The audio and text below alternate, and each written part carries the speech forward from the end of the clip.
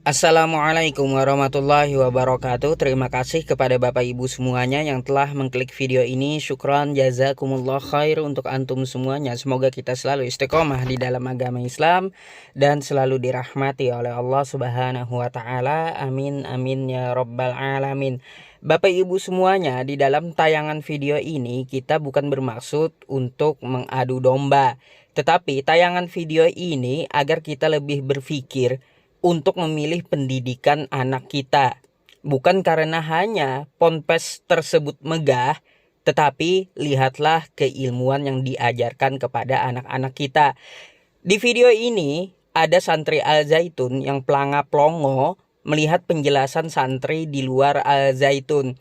Dan saya harap untuk menonton video ini sampai selesai, semoga video ini mengedukasi kita semuanya. Lanjut bang, kalau imam sudah keburu ruku tapi makmum belum membaca surat Al-Fatihahnya, belum selesai lah. Sedangkan sunnah abad kalau ditinggal harus diganti dengan sujud sahwi. Itu kita harus di mana bang? Apakah kita harus ngikutin imam atau ngepur imam atau pusring sama imam atau apa? Oke, baik. Sebelum kita bahas terlalu jauh, kita akan bahas lebih dulu sunnah dalam sholat. Sunnah dalam sholat ada dua. Ada sunnah abad, ada sunnah hayat. Ma makna sunnah abad? Apa itu sunnah abad? Sunnah abad adalah sunnah yang kalau kita tinggalkan harus diganti dengan sujud sahwi. Seperti kita meninggalkan doa kunut dalam sholat subuh. Atau tahiyat pertama dalam rakaat kedua di saat sholat duhur, asar atau isya. Kita tinggalkan tuh tahiyatnya. Maka kita harus menggantinya dengan sujud sahwi. Sebelum salam sujud lagi baca subhanaman layanamu walayasu 3 kali. Wahai zat yang tidak pernah tidur dan tidak pernah lupa. Nah itu kan sunnah abad. Ditinggal harus diganti dengan sujud sahwi. Sekarang apa itu sunnah hayat? Sunnah hayat itu sunnah yang kalau ditinggalkan gak apa-apa, dibaca lebih utama. Seperti Allahu Akbar, Allahu Akbar kabira, alhamdulillahi katsira, subhanallahi bukratan wa asila. Itu namanya doa iftitah. Dibaca afdol, kalau gak dibaca gak apa-apa. Allahu Akbar kabira, alhamdulillahi katsira. Selesai gak apa-apa. Cuman dibaca lebih utama. Misalnya kita lagi di rumah.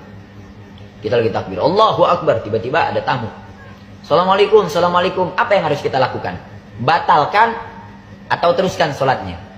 Jawabannya tergantung sholatnya. Kalau sholatnya sholat sunnah, kalau orang tua manggil kita, guru manggil kita, atau ada tamu, batalkan dulu sholat sunnahnya. Tapi kalau sholatnya sholat wajib, begitu kita Allahu Akbar, ada tamu, suaranya agak dikencengin. Qul huwallahu ahad. Nah, jadi kencengin tuh. Biar si tamu itu ngedengar bahwa kita lagi sholat. Nah, kemudian yang termasuk dalam sunnah hayat itu ketika kita ruku baca subhana rabbiyal azim wa bihamdi. Dibaca sekali boleh, 2 kali utama, 3 kali afdal. Ketika kita sujud, khususnya kata Imam Ghazali dalam Bidayatul Hidayah, kalau kita sujud terakhir dalam sholat, rakaat kedua dalam sholat subuh atau rakaat keempat dalam sholat asar, zuhur atau isya, itu lamain. Seukuran baca subhanallah 21 kali. Banyakin baca doa di sujud terakhir. Karena itu salah satu makom ijabah. Tempat yang doa itu diijabah oleh Allah. Jadi sujud agak lama. Cuman jangan lama-lama. Ntar dikira orang, kenapa ini orang sujud lama, punya banyak utang, bagaimana nih gitu kan ya. Nah itu yang dikhawatirkan. Nah itu ya. Jadi tahu ya sunnah abad dan sunnah hayat. Nah tapi kan Kang pertanyaannya ini soal baca Al-Fatihah makmum yang gak keburu sama imam. Nah kita bahas. Apa? Ntar dulu jangan berisik.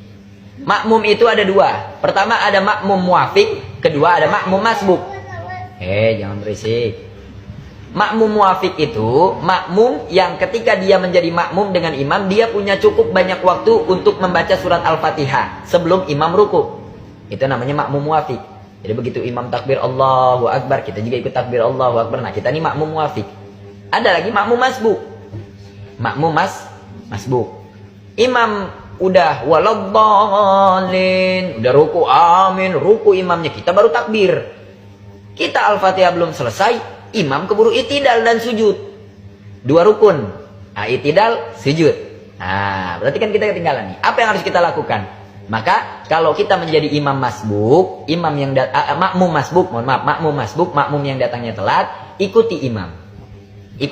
Karena imam akan bertanggung jawab atas kekurangan-kekurangan yang ada pada makmum. Jadi baca surat Al-Fatihah. Dengerin dulu. Baca surat Al-Fatihahnya misalkan baru Alhamdulillahirabbil alamin arrahmanir rahim. Imam udah ruku, i'tidal, sujud. Nah, udah ikutin aja. Nah, itulah makmum masbuk dan makmum muwafiq serta sunnah dalam sholat, sunnah abad dan sunnah hayat. Semoga bermanfaat. Bisa diambil referensinya dalam kitab Nihayatuz Zen atau I'anatul Thalibin Juz 2. Jazakumullah khairul jaza. Saya hanya menyampaikan. Saya tidak pandai. Ya, seperti reporter lah yang menyampaikan kabar, seperti itulah saya. Yang hebat itu yang ngarang kitabnya, itu luar biasa. Yang hebat itu ulama-ulama Allahnya, itu luar biasa. Wassalamualaikum warahmatullahi wabarakatuh. Setuju nggak Kang Harun turun? Kok maksa ya? Lu buka kamera lu. Anak kecil lo maksa. Terus by one. Hah? Bilangnya anak kecil, jangan bilang anak kecil paman. Kang Anom itu udah bukan anak kecil paman.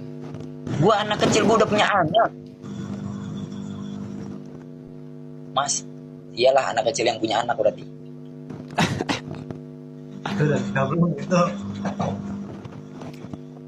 Oh ya udah gini. Lu maunya sama siapa? By one sama siapa? Sama gua apa sama Kang Harun? Coba. Mau apa ini? Astagfirullahaladzim. Kan tadi situ yang minta pengen diskusi tentang tauhid, jangan ke fikih. Saya ikut. Yuk kita diskusi soal tauhid. Tauhid yang kita bahas mau di era Asy'ariyah dan Maturidiyah itu sendiri, atau sebelum Asy'ariyah dan Maturidiyah, atau ba'dul mutaakhirin. Maksud saya yang di demo yang dianggap sesat itu secara akidah atau secara fikihnya gitu loh. Kedua-duanya. Saya sudah bilang itu sudah kedua-duanya. Ya ayo monggo dibahas sesatnya di mana. Ya ayo monggo dibuka kameranya.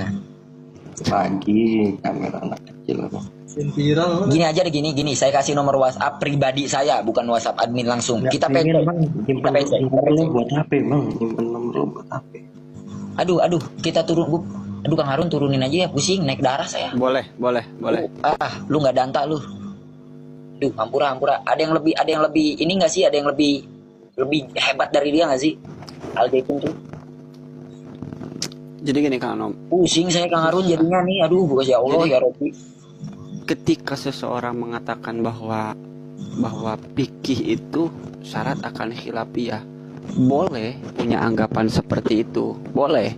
Kenapa? Karena pengambilan fikih itu kan ijtihad min adillatiha tafsiliyah. Cuman mengesampingkan fikih itu berbahaya. Kenapa? Ujung-ujungnya ke tauhid juga. Kalau sholat kita gak diatur, yang penting kita sholat lah, ketetapan Al-Quran berarti melanggar. Itu berbahaya dengan tauhid juga. Bisa jindik juga ya. Betul. Mana sini.